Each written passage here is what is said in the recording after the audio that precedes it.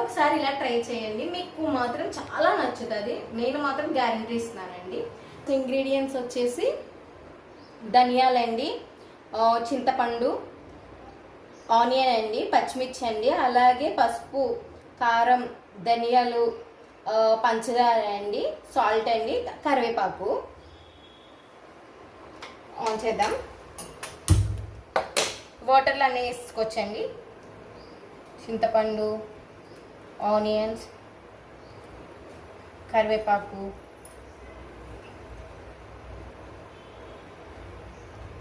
పచ్చిమిర్చి,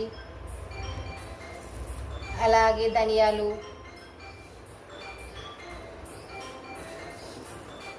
పంచదార, కారం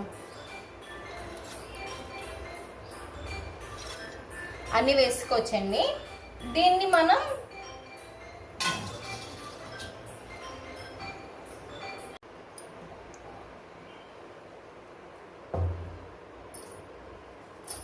ఇప్పుడు దీంట్లోకి వచ్చేసి పోపు అండి,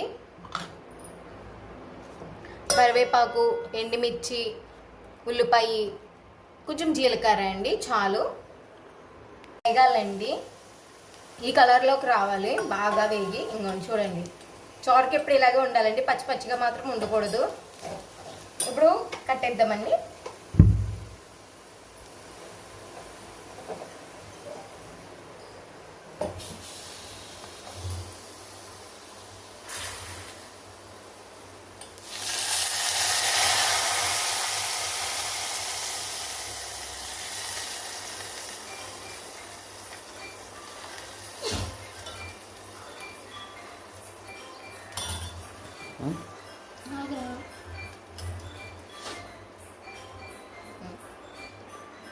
అసలు ఇందులో ఏమీ వెళ్ళకుండా